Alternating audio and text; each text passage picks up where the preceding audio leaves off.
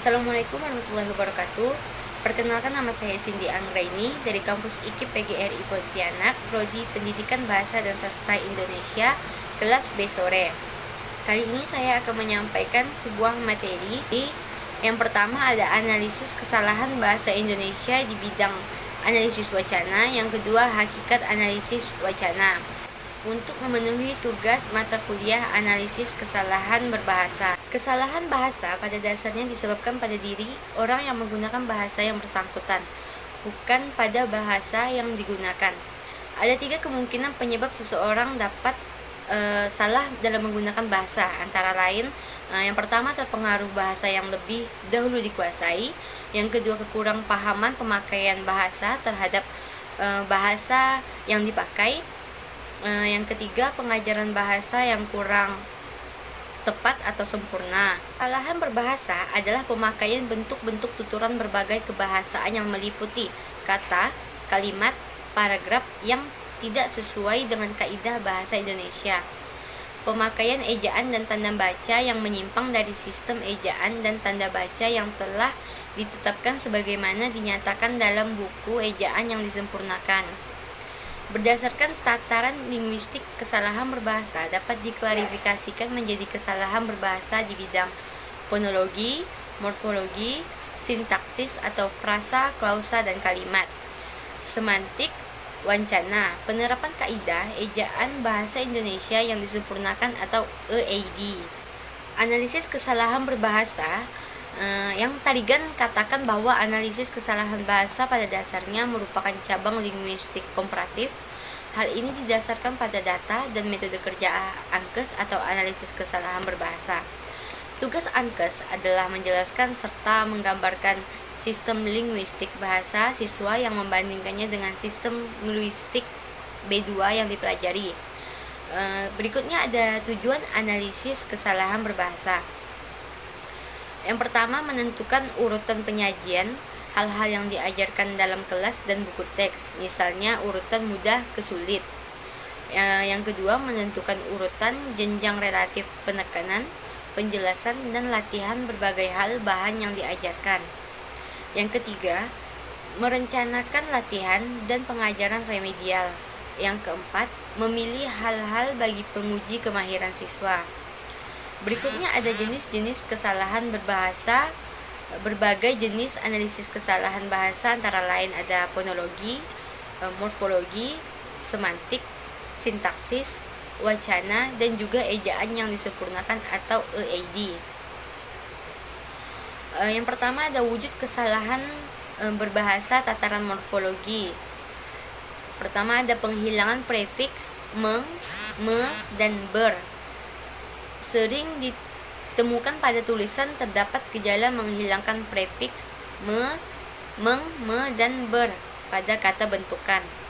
Hal ini terjadi disebabkan oleh penghematan yang sebenarnya tidak perlu dilakukan karena hasilnya justru merupakan pemakaian yang salah. Kesalahan berbahasa tataran sintaksis. Yang pertama, adanya pengaruh bahasa. Yang pertama, yang kedua, susunan kata yang tidak tepat. Yang ketiga, pejamkan ganda dan penggunaan bahasa sehari-hari. Kadang yang membuat orang itu salah menggunakan bentuk jamak dalam bahasa Indonesia sehingga terjadi bentuk atau rancau yang kacau. Yang selanjutnya, kalimat tidak logis. Yang dimaksud kalimat tidak logis adalah kalimat yang tidak masuk akal. Hal itu terjadi karena pembicaraan atau penulisan kurang berhati-hati dalam memilih kata. Yang kelima, kalimat yang ambiguitas. Ambiguitas adalah kegandaan arti kalimat sehingga meragukan atau sama sekali tidak dipahami orang lain.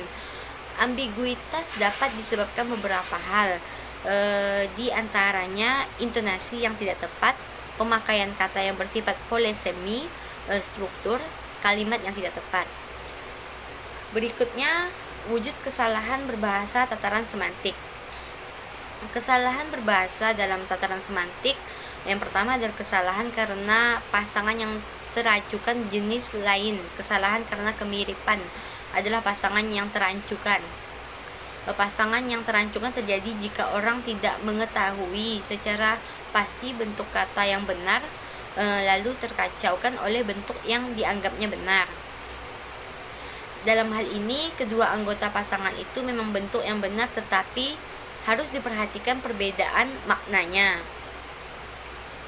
Akibatnya, kadang ditemukan pengguna bentuk yang telah salah.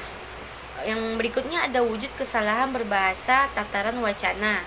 Sebagai satuan bahasa yang lengkap, maka dalam wacana itu berarti terdapat konsep, gagasan, pikiran, ide yang utuh yang dapat memahami oleh pembaca.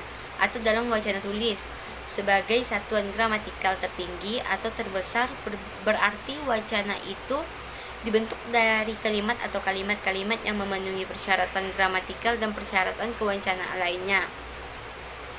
Yang pertama ada kekurang efektifan wacana. Yang selanjutnya ada wujud kesalahan berbahasa tataran EAD. Kesalahan berbahasa tataran EAD mengaji tentang jenis kesalahan pada penulisan huruf. Kesalahan ini bisa berupa kalimat, kata, ataupun pada tanda baca.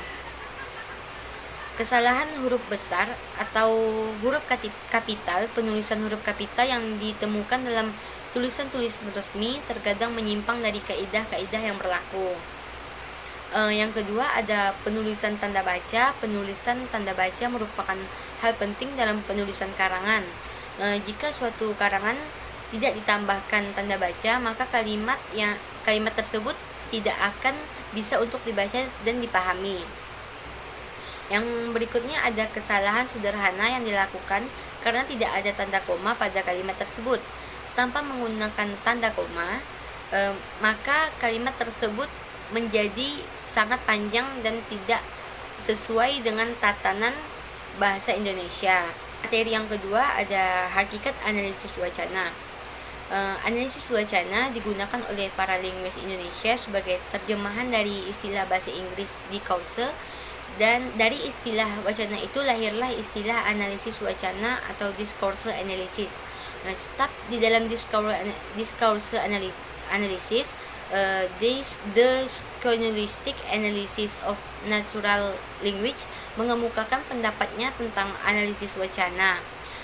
Analisis wacana merujuk pada upaya yang mengkaji pengaturan bahasa di atas klausa dan kalimat, dan karenanya juga mengkaji satuan-satuan kebahasaan yang lebih luas, seperti pertukaran percakapan atau bahasa tulu atau is.